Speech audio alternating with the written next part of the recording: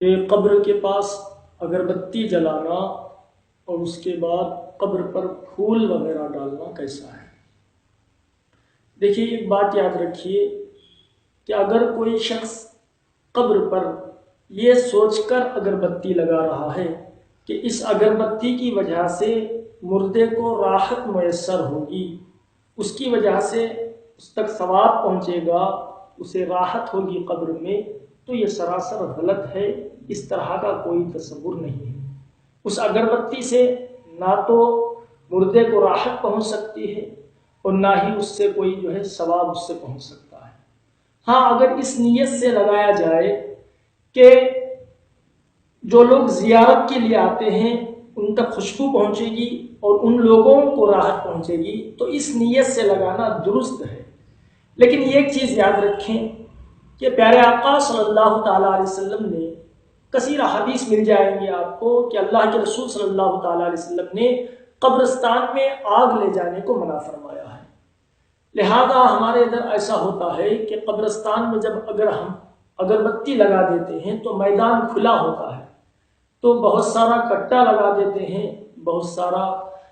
زیادہ تعداد میں ہم جب لگاتے ہیں تو ہوا کی وجہ سے آگ زیادہ سلگ جاتی ہے، تو یہ احتمال رہتا ہے اس میں کہ وہ آگ کہیں اغل بغل گھاس وغیرہ کو لگ جائے اور قبرستان میں آگ پھیل جائے، اس کا خطرہ رہتا ہے۔ لہذا زیادہ بہتر یہ ہے کہ وہاں پر نہ لگایا جائے، اور اگر اس طرح کے خوف کا احتمال نہ ہو تو لگائیں تو اس طرح لگائیں کہ قبر سے دور ہٹ کر لگائیں۔ فقہا نے قبر پر اگربتی لگانے کو منع بھی فرمایا ہے۔ بہت سارے لوگ قبر پر لے جا کر لگا دیتے ہیں۔ ہاں، یہ الگ بات ہے، اولیاء کی مزارات پر چراغ لگانا یا اگربتی لگانا یہ جائز ہے، کیونکہ یہ ان کی شان کو بڑھاتا ہے۔ یہاں فضول نہیں بلکہ زائرین جو آتے ہیں ان کو اس سے فائدہ حاصل ہوتا ہے، اس سے خوشبو حاصل ہوتی ہے، اور یہاں تک کہ ضرورت کے تحت چراغ جلانے کے تعلق سے حدیث مبارکہ بھی ہے۔ اللہ کے رسول صلی اللہ تعالیٰ علیہ وسلم ایک مرتبہ قبرستان میں داخل ہوئے۔ حدیث پاک میں ہے دقلا خبرن لیلا، کہ اللہ کے رسول صلی اللہ تعالیٰ علیہ وسلم رات میں قبرستان میں داخل ہوئے۔ فأسرج له بسراج، اللہ کے رسول صلی اللہ تعالیٰ علیہ وسلم نے اس وقت چراغ روشن فرمایا، یعنی کہ اس وقت اندھیرا تھا، تو اس اندھیرے میں فائدہ حاصل کرنے کے لیے رسول پاک صلی اللہ تعالیٰ علیہ وسلم نے چراغ روشن فرمایا۔ لہذا اس حدیث سے یہ بات سمجھ میں آتی ہے کہ ضرورت کے تحت چراغ کا روشن کرنا جائز ہے۔ لہذا اولیاء کے مزارات پر بہت سارے لوگ آتے ہیں، تو ان کے فائدہ استفادہ لوگوں کو پہنچانے کے لیے لوگوں کو وہاں چراغ جلانا بھی جائز ہے، اور اگربتی سے لگانا بھی جائز ہے۔ رہی بات ہم اس چیز کو واجب یا فرض نہ سمجھیں،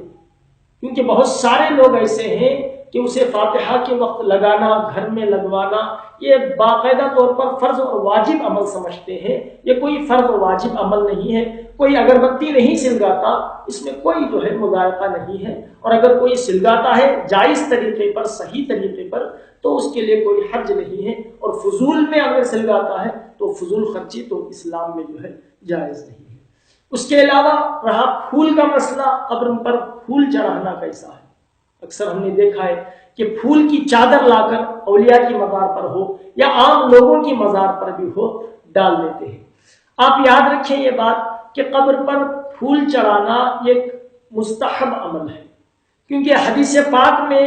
آیا ہے، شرح برزخ میں ایک روایت ہے، میں آپ کو سناؤں کہ من القل وردہ علی قبر مسلم، کہ جو شخص اپنے مسلمان بھائی کی قبر پر پھول ڈالے گا، غفر اللہ تعالی بتسبیحہ للمیت، تو اللہ تبارک و تعالی اس پھول کی وجہ سے، اس پھول کی تسبیح کی وجہ سے اس میت کی مغفرت فرما دیتا ہے۔ وَيَكْتُبُ لِلْمُلْقِ حَسَنًا، اور پھول ڈالنے والے کو اللہ تبارک و تعالیٰ نیکی عطا فرماتا ہے۔ تو حدیث میں واضح طور پر ہے کہ پھول کا ڈالنا ایک عمل خیر ہے جو اپنے مسلمان بھائی کے لیے کیا جا رہا ہے، تو لہذا اسے نہ بدعت کہی جائے نہ شرک میں شمار کیا جائے۔ جو شخص یہ کام کر رہا ہے اسے روکا بھی نہ جائے۔ ہاں، اگر کوئی شخص یہ کام نہیں کرتا کہ قبر پر پھول نہیں چڑھاتا، تو وہ بھی کوئی مجرم نہیں ہے، وہ بھی کوئی مجرم نہیں ہے، مستحسن مستحب عمل ہے یہ، اگر کر لیا جائے تو اپنے دوسرے بھائی کے لیے کار خیر کرنے کی وجہ سے ہمیں نیکیاں عطا ہوں گی، اور اس کی تسبیح، پھول کی تسبیح کی وجہ سے اس کے گناہ معاف ہوں گے، اور اگر کوئی شخص نہیں کرتا تو اس کا کوئی فائدہ میسر نہیں ہوگا، اور اس کے نہ کرنے کی بدولت اسے یہ نہیں الزام لگایا جا سکتا کہ یہ کام نہ کرنے کی وجہ سے بدعقیدہ ہے، فلاں ہے، تو اس طرح کی تہمت اس پر لگائی نہیں جا سکتی۔ لہذا یہ کام جو ہے درست ہے، اسے غلط بھی تصور نہیں کیا جاتا۔ وہ حدیث پاک جو کثرت کے ساتھ مشہور ہے کہ اللہ کے رسول صلی اللہ تعالیٰ علیہ وسلم گزر رہے تھے تو دو قبریں تھیں، پیارے آقا صلی اللہ تعالیٰ علیہ وسلم نے صحابہ سے ارشاد فرمایا، اے میرے صحابہ، ان دو قبروں میں عذاب ہو رہا ہے، اللہ تبارک و تعالیٰ کا عذاب فرشتے نازل فرما رہے ہیں۔ تو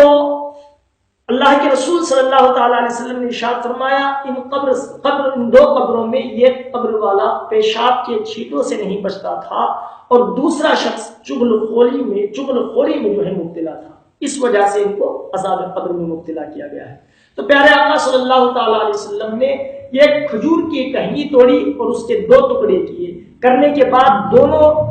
قبروں پر ایک ایک کر کے جو ہے اسے پرو دیا۔ پھر پیارے آقا صلی اللہ تعالیٰ علیہ وسلم کے اس عمل کو دیکھ کر صحابہ نے عرض کیا، یا رسول اللہ صلی اللہ تعالیٰ علیہ وسلم، آپ نے یہ عمل کیوں فرمایا؟ تو اللہ کے رسول صلی اللہ تعالیٰ علیہ وسلم نے ارشاد فرمایا، اے میرے صحابہ، یہ ٹہنیاں جب تک تر و تازہ رہیں گی اس وقت تک تسبیح بیان کرتی رہیں گی۔ اس حدیث سے شارحین یہ بیان فرماتے ہیں کہ جب تک تر و تازہ چیز ذکر کرتی رہتی ہے تو اس ذکر کی فضیلت کی وجہ سے اللہ تبارک و تعالیٰ مردے کے، میت کے گناہوں میں تخفیف فرماتا ہے۔ لہذا پھول بھی تر و تازہ ہوتے ہیں، تو پھول ڈالنے کی وجہ سے پھول جو ذکر میں مبتلا ہوتا ہے، اس کی ذکر کی وجہ سے میت کے گناہ میں تخفیف ہوتی ہے۔ یہ عمل اچھا ہے، جو لوگ کر رہے ہیں ان کو اس عمل سے ہرگز روکا نہ جائے۔